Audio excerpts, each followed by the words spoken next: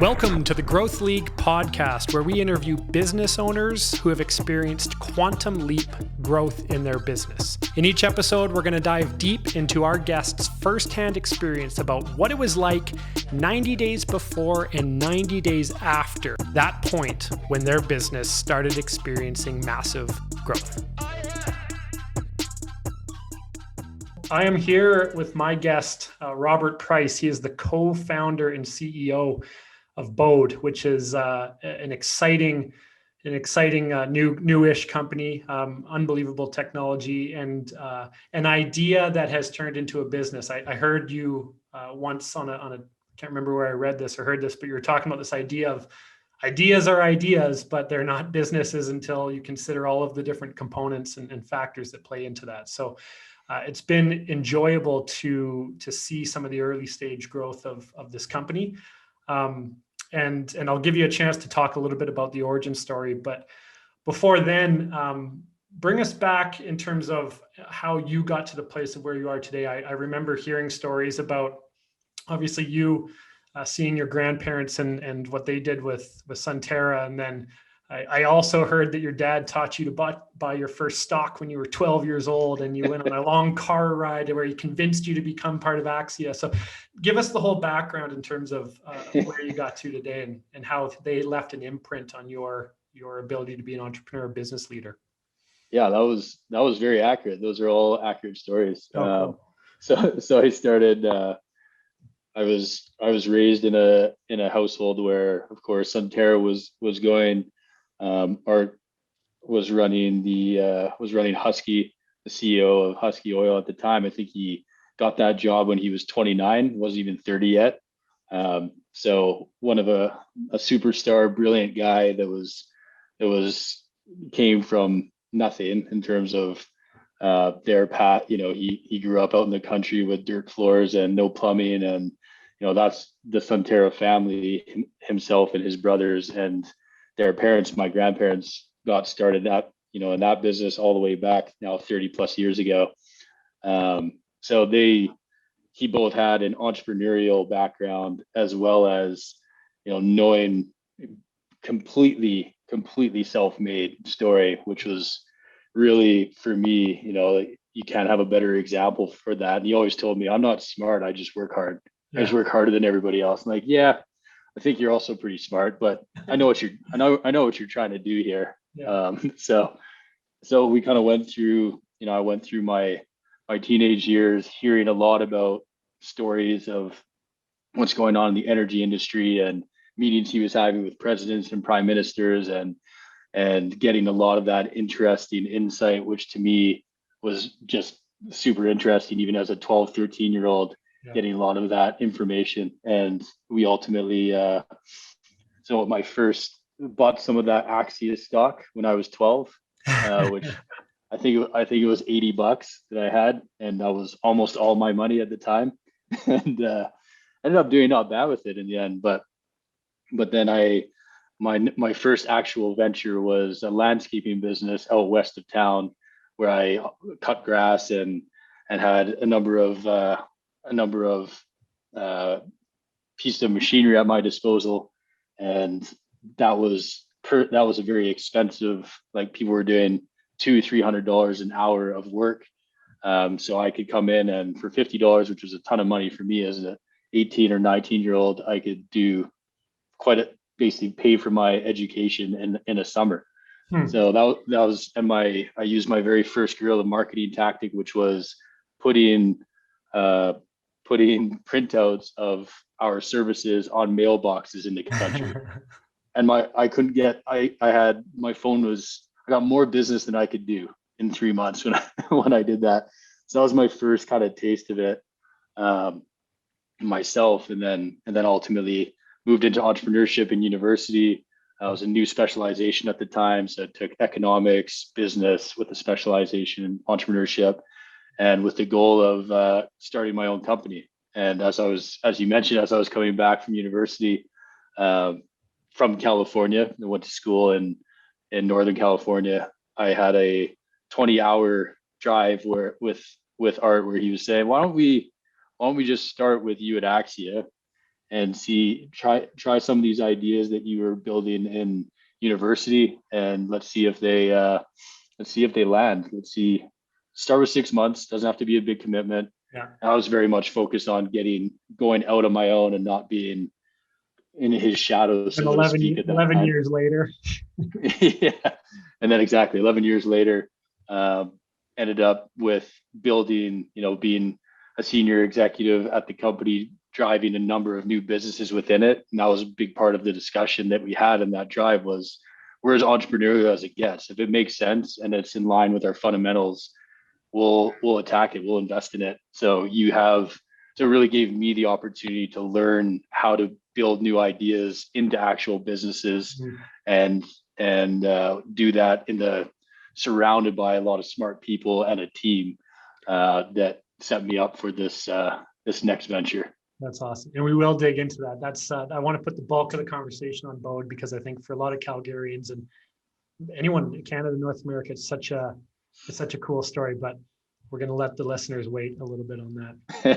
So for all of you branding experts out there in the audience, you will be blown away at the name that Robert picked for his landscaping company. I think it was called Good Price, right? How did that come to be? Well, it was Jarrett Good was my partner, and I'm Robert Price, so it was Good Price. It was just, and as we know, the most elegant. That's what you want to compete on, right? Is price. That's the big strategy. There's a reason why Lindsay Scabar, my chief marketing officer, has the job that she does. Name choices are not my strength. Right. Well, that's such a great story, and it's I think it's a good reminder in terms of when you have people surrounded, when you surround yourself with people, and in your case, it's your family, just be a sponge, right? You had access to that information and that way of looking at the world from a macro lens that I think you've been able to leverage really well. So just listen and learn and sponge. So yeah, and in that early, in my transition into my career, as I got into Axia, I started with, I want to be way outside the shadow. And then once I got into it, I said, that's stupid. I want to learn as much as possible.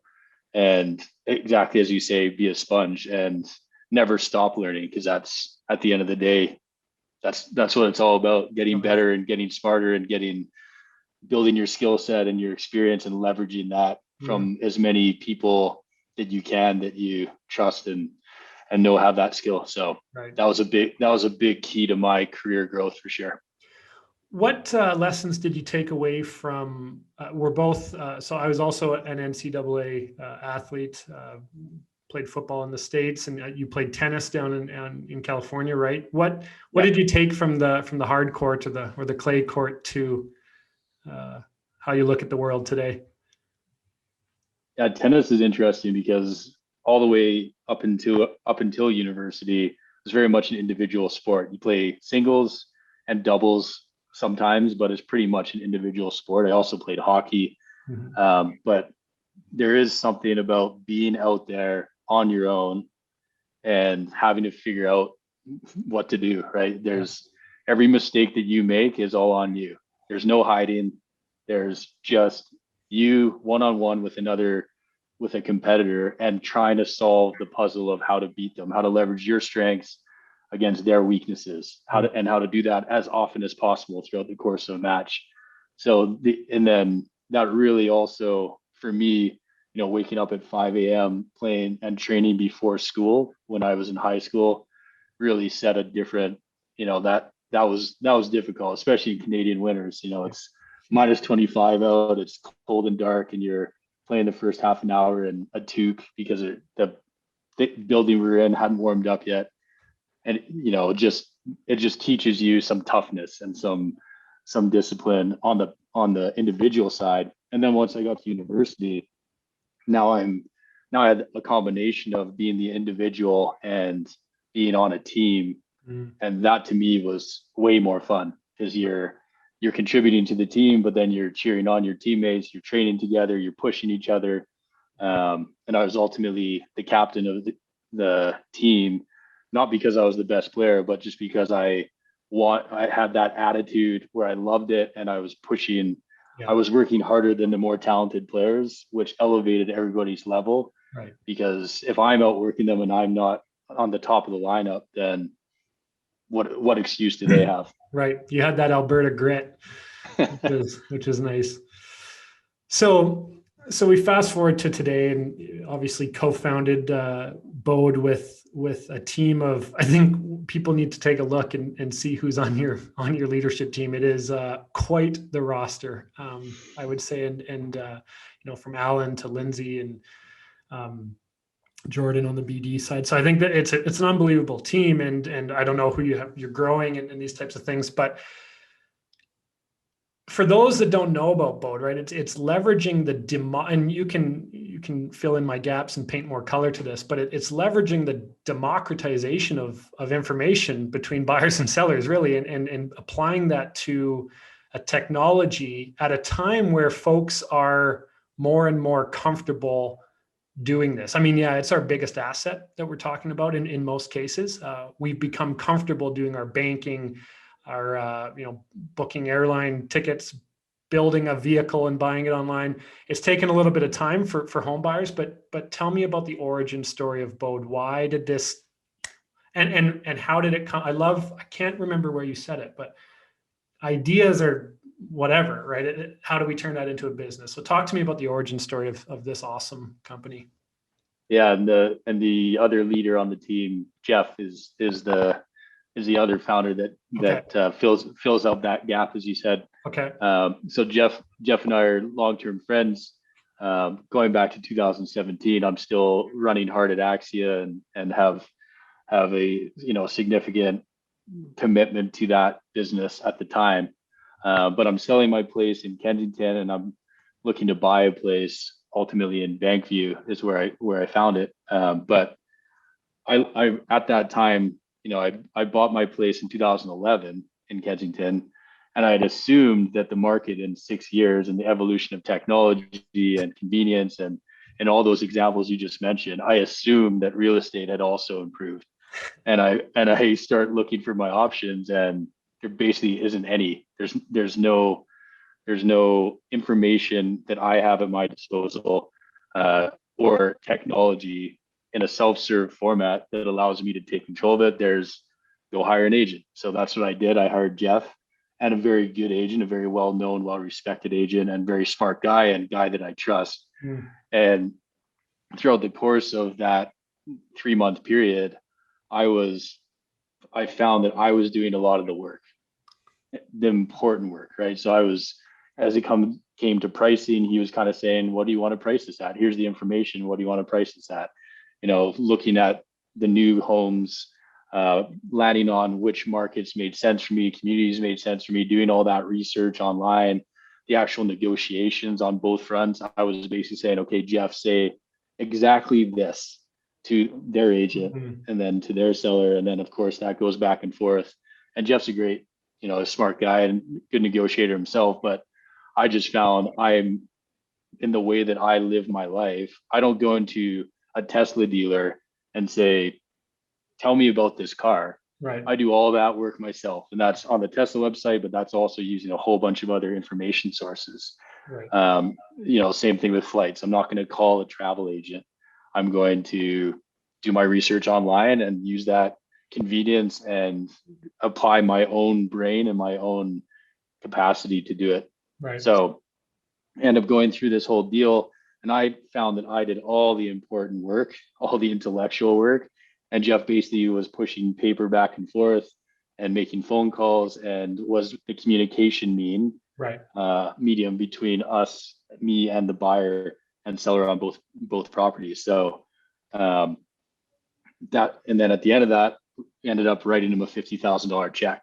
Right. And I was saying, how is this possible? And he, to his credit, is saying, I don't know. It's crazy.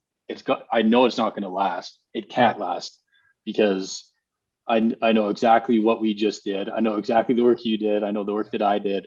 But thank you very much for the check. Yeah, we'll talk about this later. So that to me was I didn't have the idea at that time. I just experienced the pain Okay. both on the experience, how inefficient the experience was, even with a really good agent, how inefficient that all was, and how expensive it was at the end of the day. Mm. And then fast forward to 2018 in the summer, so basically a year later, we of course sold our Axia business, our fiber optic business, and that was one of the about 20 ideas that I had that I was excited to pursue. That was, I think the sale was to Bell, right? Yeah. I think the first time I heard about Axia actually was, sorry, correct me if I'm wrong. I think you guys did a deal you sold in France. Was it an extension of Axia into France? I mean, we don't go down that road, but anyways. Yeah. It was just quickly. We had our Canadian business, we had an American business, we had a French business, and an Asian subsidiary. So 4 different businesses. We sold Singapore some years earlier, and then Bell bought the Canadian business, okay. And then we ended up selling to Orange, one of the big mobility players in France. That's right. So I was part of building each of those businesses, which was a lot of fun. Cool. Well, I'm going to ask a couple tougher questions, maybe you don't get, but what makes you so confident that people are ready to do this with a $500,000 plus asset? Like you are you representative? Why are you confident? What's the signals that's telling you people are ready? Yeah, I think there is a window here, and based on the research I did when we were building the business case for this, people are 4 times more likely to buy a big ticket item online than they were 5 years ago. Mm-hmm. So that was just a data point that really resonated with me. I think online marketplaces have become second nature. They've become mature, whether it's an Amazon marketplace or it's Airbnb or it's Expedia or it's Auto Trader or it's Kijiji or it's Facebook Marketplace. Mm-hmm. There's a number of them out there, and that's become commonplace. And that to me is driven by the fact that we as millennials, this just picking that age demographic, we grew up with tech, we grew up with the internet. We've always done business a different way, and we're very comfortable buying and selling online. Yeah. So that now is 40% of the market in terms of the transaction market. We're the biggest segment of it. So a combination of all those factors and the fact that it just hadn't been done properly yet. Yeah. To me, there's the odd, there's some companies around that basically say, here's an agent and there's some technology behind this, but we're still really hard selling you on why you need an agent. Right. I just wanted to turn that on its head and say, here's the data, here's the tools, and we got a team supporting you, but you can power through this yourself on the buy and sell side. Totally at your convenience and with total empowerment. So there's a combination of those factors and the window of opportunity that was sitting there, and the fact that it hadn't been done yet.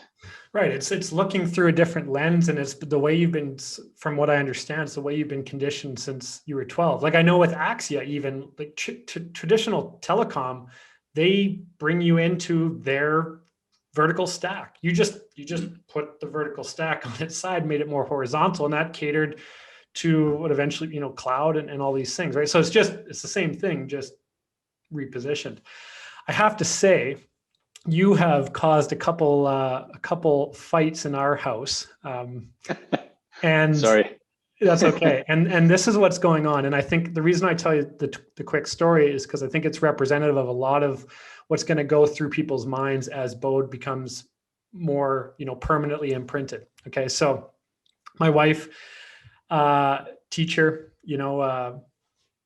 has a family friend who's a great real estate agent.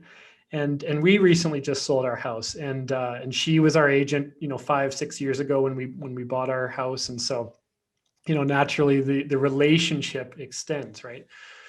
And so I say to my wife, hey, listen, check out this Bode company. Just did some quick math, 7% instead of 1%, and kind of outline some of the tasks that need to happen. And it turned out, I mean, long story short, it turns out that, the 15, whatever it is, the $20,000 commission we're paying to the agent is cheaper than divorce. And so we decided to go with the relationship, but it left a lasting imprint on my wife in terms of now she's looking at it and kind of doing some math, because we just went through the experience. We sold our house through it using a friend agent. That's going to be difficult for a lot of people because a lot of the real estate seller and buyer relationship are relationships. Mm-hmm. What are your thoughts on how do we shake that whole thing up? Because it requires consumer behavior change. Yeah, I think so. So part of this is we're not trying to be everything to everybody, right? We're setting out to, and also on top of that, we're not against agents. I don't have a vendetta against agents. I just think the industry has been slow to innovate and evolve. And we have the luxury of coming at this from a totally fresh perspective. I don't have real estate expertise. Neither does Alan, neither does Lindsay, neither does Jordan, but Jeff does. So we have the expert there with Jeff, knowing all the nuances, all the regulations, the contracts, practical application of what happens in a deal and customer experience in the agent world. So he's our expert. And then the rest of us get to we get to start with this blank slate that says, this is how a customer, if we were to invent this experience from scratch without this baggage, what would we start with? Yeah. And that's the experience and the model that we came up with.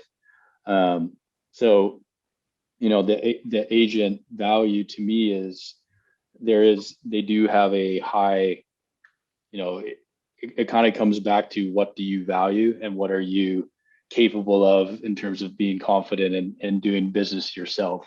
Right. So if you have the information on sold data, if you have the contracts at your disposal, if you have an online experience that helps support you all the way through, and you have every advantage that the agent now has, what is the additional value that an agent brings? That's my fundamental question. And for some people, that's, well, they can help me negotiate, or they can, help me talk about my pricing. Right. Okay, fair enough. If those are some triggers for you where you don't feel comfortable there, fair enough. But what we found is a significant number of people that we've talked to now, well into the thousands, they've just been waiting for this. They've been saying, finally, somebody came up with this answer. It makes so much sense. I can't believe it's taken this long to be here. Right. And knowing that they still have the support of our team with Jeff from a experience perspective, with the rest of us coming at it with data science and digital marketing strategies and everything that we're doing. So you get what we would say is the new service paradigm, the reimagined service experience. Right. And so for a guy like me, I would just power through it all myself. No problem. I know exactly, I know exactly what I'm going to do. I understand how this all works. But there'll be a number of people like me, but there'll also be a next segment of the market that says, yeah, I really like this. I really want to control it, but I'm going to need help. Right. And so we offer that service. That's all included in our pricing. And then you have the pro marketplace on top of that, which is these individual experts that think lawyers, inspectors, appraisers, all the professional disciplines we curate for you and include in the site as well. So we basically take that necessity away. You no longer need an agent. Yeah. Now you can have one if you want. And that is that sounds like a small deal, but that's a total transformation in terms of the experience and control, and confidence that people get in a deal. Totally. We love our agent, right? But I also love the idea of doing my own homework. And it almost got to the point for me where if I was showing some information I got on pricing or kind of outlining what I thought in terms of a strategy, I almost felt like I was walking on her shoes a little bit, right? But I think that blended approach. Now with her, she was open and to have that conversation. I think you've taken that and woven it into the program. So You guys have probably a long-term business plan, long-term growth plan. What's the next couple mountains that Bode's hoping to tackle and climb? Yeah, we have so many exciting innovations that we're building right now that Yeah. have just not been done because the industry has been so focused on supporting the agent in terms of tech. It's been a very agent centric play, like even taking the likes of Zillow, the big aggregator of sites in the US. They only make money selling leads to agents. Right. They don't make money at anything else that they do. So that's one of many examples where over the last 15 years, that's been the focus. For us, it's because we have this totally recalibrated view of the world and that's just focused on the customer and not on the agent, not against the agent, but not focused on that support. It opens up a whole bunch of different ways to innovate. So we have those in our pipeline where we'll be releasing them over the next months and even to the end of the year.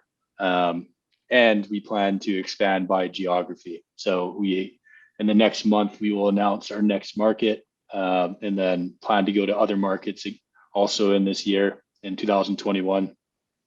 And then ultimately internationally, because this is, as you mentioned earlier, it's a North American problem. It's actually a global challenge. But Canada and the US are two of the most expensive Totally. commission countries in the world. We're 4 to 5% when you blend it all together, and the US is 6 to 7%. And our two-sided marketplace concept doesn't exist anywhere.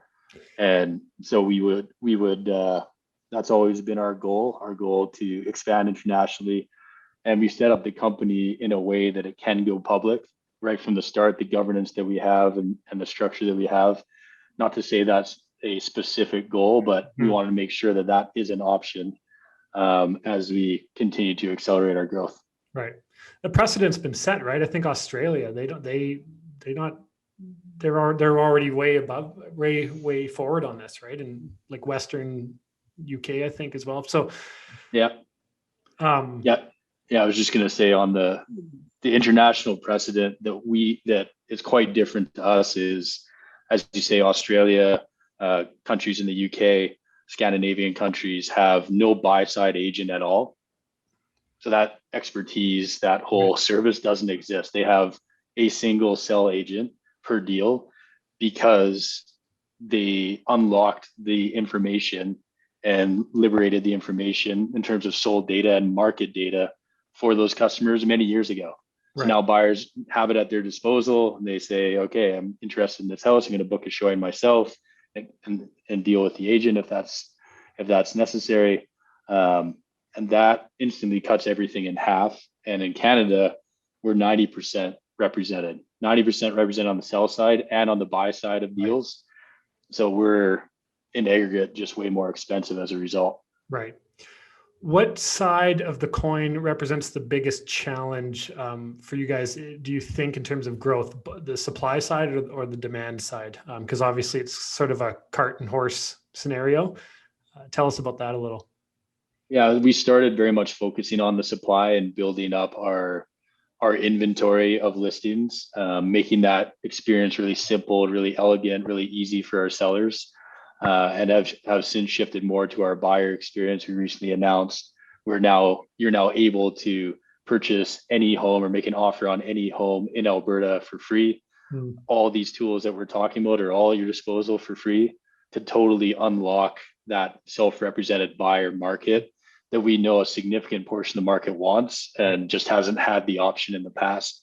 So it is, as you say, we are very focused on both. We'll continue to elevate, but they play off each other. The more buyers you have, the more they will turn into sellers, and the more sellers you have will also buy. You create a culture of use around that. But it is one challenge that we have is this all sounds great, but you only transact if you're a Canadian every 5 years.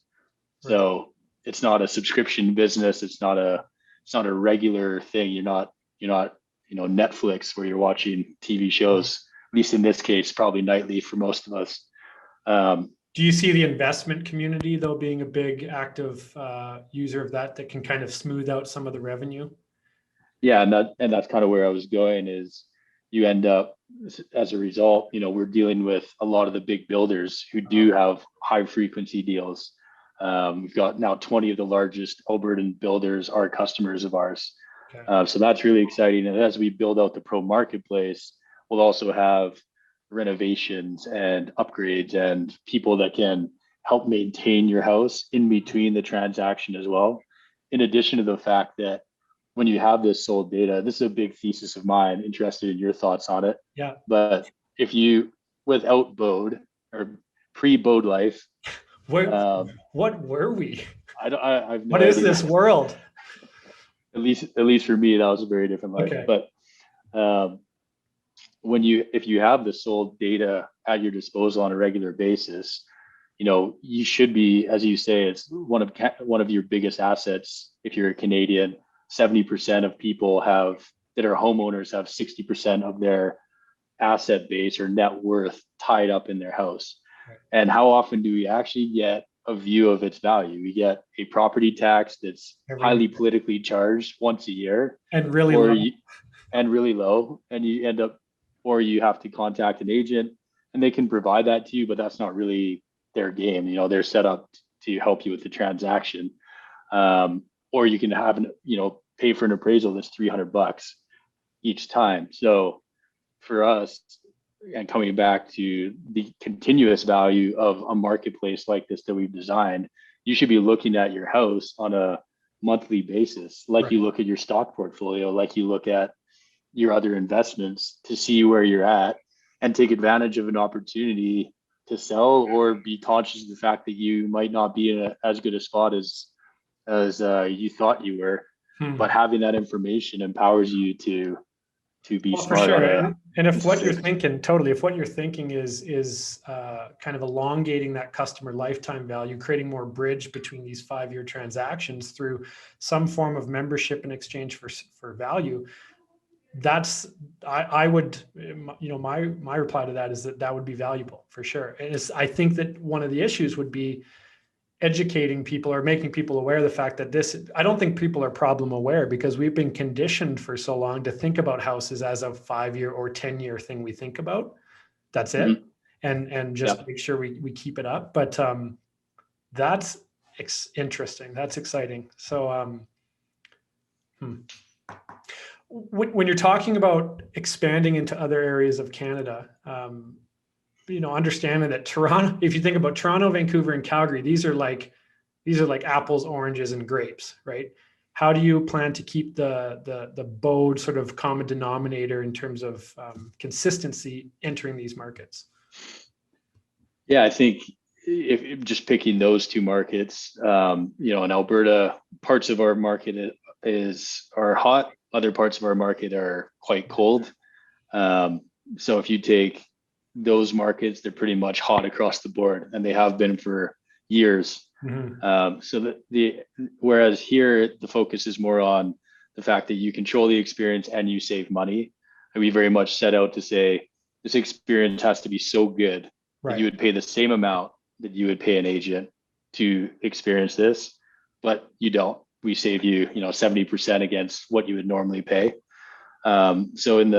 But a big challenge in those two markets are, how do you deal with all the offers, and how do you deal with the inefficiency? Like, you have 10 offers on your home in a day, mm-hmm. and the agent's in the middle of it, and you're only seeing some of them, or maybe you're seeing all of them, but it's all in a disorganized, difficult fashion. We've designed through our offer process, a very easy way to see all your offers, all with their conditions, their pricing, in a comparable, easy format that really helps you have the transparency in terms of what's going on. And the maybe the quicker answer, the higher level answer is, homes are selling themselves. So why don't you just step in and do it yourself, right? If a home's on a market, for an average day on market in those markets, it's 20 days. In Alberta, it's 70. So they're selling so much faster. If you can list your property in 10 minutes and we market it for you, we give you 300% more views versus the traditional model. why wouldn't you just take advantage of making more money and controlling the process and getting the deal done fast? Right. That makes sense. So when you enter a new market, are you going to follow the same logic in terms of first focus on supply side and then meet it with the demand side?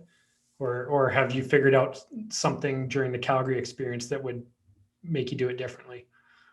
Yeah, I think it's a balance. If you take total traffic in terms of how much online engagement both sides of the transaction have, it's like 80% buy side, Right. because people like looking at homes. Even if you're not actively buying, homes are beautiful, they're interesting. Right. It's a big part of your lifestyle, where you live and how you think through all that. So naturally, there's going to end up being bigger buy side demand just by virtue of that. And so it's just calibrating so that we make sure that our sellers get a significant percentage of self-represented buyers, to ultimately have the efficiency in that deal and save as much money at the same time. Right. So it's a balance. I don't think it's a total focus on one and then the other. It's a balanced approach. Okay. So 5 years from now, where's Bode? Ideally, what's your big growth trajectory plan? North America. We talked about international. What are some of the other things that maybe this idea of a membership sort of solution, customer lifetime value? What are some of the other things? What does a team look like? Yeah, we've set up the organization and started with it with that full executive team, as you mentioned, and a full board, which is not your normal way to start a company. Awesome. Normally it's one or two people, and you're working for free for 6 to 12 months, and you're trying to figure out if it's something works. You kind of test it a little bit, and then you might invest some money, and then you start building a team, and then you add a board maybe. I took the opposite approach of that and said, let's start with everything organized. Everyone's bought in. We have collective ownership. I don't just control 100% of this company. Everybody's meaningfully meaningful owners in the company. And that gets people really excited in terms of the success of the business, of course, but also it eliminates the distraction, or mostly eliminates the distraction around all the internal challenges and building a team and hiring people at the same time you're trying to get to market. Totally. So we got to market in 6 months because that was already set. We didn't have those distractions. We just said, we've got the team, let's power through this. And so that really made us, I think most companies would take over a year, in some cases, that's probably 2 years. And we know we had a pretty, they say, I subscribe to the adage that if you're not uncomfortable, you waited too long in terms of releasing technology. So we're uncomfortable, but we're now a lot more comfortable. Yeah, because you guys went through a pretty interesting like co-create beta, didn't you? Where you were actually having users part of the development. That's a whole different, that's crazy. Like how did that go? Yeah, that was a lot of fun. That was so we had an alpha test group, which is a very narrow group of about 25 people. We say, we give them a seat at our innovation table, because it is the thing with technology, you can do anything. Right. So, and we have a lot of brilliant ideas from the team inside, but does that turn into actual impact and what customers actually value? You only know when you actually engage customers. So we did that through alpha, then we did that through beta, and added, hundreds of beta testers and got their feedback and adjusted and evolved. And we're doing that. We got to launch, as I mentioned, in 6 months, and then we continually do that. We're constantly sounding the market. We're constantly asking for feedback, constantly sitting down with customers saying, did you like that? How can we improve? Take us through your experience. And that's a forever pursuit. We call it customer centricity. Internally, that's the way we describe it, is the customer is at the center of the universe. Everything that we're doing that might seem internal is actually in some way impacting the customer. Even if it's indirectly, it all comes back to that customer experience, all the way down to your software engineer that's building out, completing a small snippet of code, how well that works, how fast the site works. There's a whole bunch of implications always to the customer. So that's our theory. And maybe coming back to your question on the 5-year plan, to me, it's just really creating an ecstatic group of customers that will take us, to me, and these are the cult principles that you talked about with Chris Nealon in your other podcast, but we have to build that and continue to improve our customer experience so that people talk about it. Yeah. People either talk about you when you're really bad or when you're really awesome. Totally. If you're somewhere in the middle, nobody talks about you. That's right. So we're, of course, striving hard towards that being awesome. And if we do that, the sky's the limit for this company, because we have, in my view, the absolute right answer for the time. And it's a very sustainable, you kind of take the long-term view of it. We've built out the fundamentals. The transaction engine is there. The pro marketplace is coming online. Yeah. We have all the data that you need, and we will continue to innovate. And as the market around us innovates, we will adopt those technologies. As smart contracts happen, we'll roll that technology in. Right. As remote home viewing technology gets better and better, we'll partner with those guys. And if people aren't innovating where we see the opportunity, we'll do it ourselves. But it's just creating this awesome value chain over time. So yeah, we want to be international, multiple countries where this need exists. Yeah. But this business can be very successful just in Canada. In fact, just in Alberta. Yeah. We just see that we're the first ones to do it right, and we want to be first and bold in our expansion plans. I love it. I could literally talk about this for 3 hours. I know our listeners would love to. But I want to get you back to your day. And before I let you go, I'm just thinking there's so many different things I want to ask. But before I let you go, I always end this way. The best companies that have good, strong leaders, oftentimes those leaders have really good, strong, and specific routines. Are you a man of routine, and what is it, and how does it help you? Yeah, I'm a bit complicated that way, because I find I'm a big believer in good habits. Yeah. So I actually just got my DNA, my 23andMe test back yesterday. Oh, really? That tells me I'm supposed to wake up at 8:14 in the morning. Genetically, that's my perfect time, but I'm up at 6 every morning. So I've been wasting those 2 hours. But I do like to get up early, get a workout in, and then have the rest of my day to focus on business and ultimately, I really am a believer in a balanced lifestyle. Even when you're working big hours like we are right now, and pushing hard on growth and doing everything that we can to make this company successful, I still think, and I subscribe to this, I have to force my team to take vacation, because they're so obsessed with the success of the company. Yeah. Because you have to have balance in your life. If you're balanced, you're happier, you'll be more productive. And, at the end of the day, business is really exciting and it's a huge passion of ours, but life and family is more important than that. Yeah. So from a routine perspective, that's my Monday to Friday. And then I like to travel, and I like to, as much as I punch in and plug in, I guess you could say, I really value completely getting away from it, particularly in my role. Mm-hmm. If I'm out skiing, if I'm out playing a sport or golfing or hiking, my brain is in a totally different place. And some of my best ideas actually come out of those situations. So it's a healthy blend of that as well. Yeah. A lot of people think spending an hour working out is taken away from work, but is it really? Or is it turning the next 2 hours into 4 in terms of productivity? So I'm with you on that. I got to ask you, I did listen to a podcast once with you on it. I can't remember who it was. That's bad. I'll find the person and plug them. But did you win the vintage steakhouse bet? 30. Yeah, that's the unique one. I lost.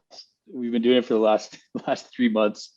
I lost the first month because I worked out 29 out of 31 days. Oh. And the two guys that beat me did 31 out of 31.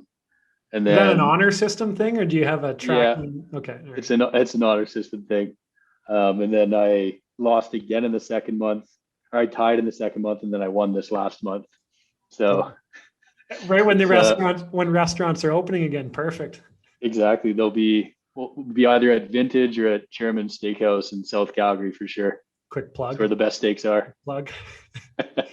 I appreciate it, Robert. I know this is going to be a great one. So thanks so much for your time.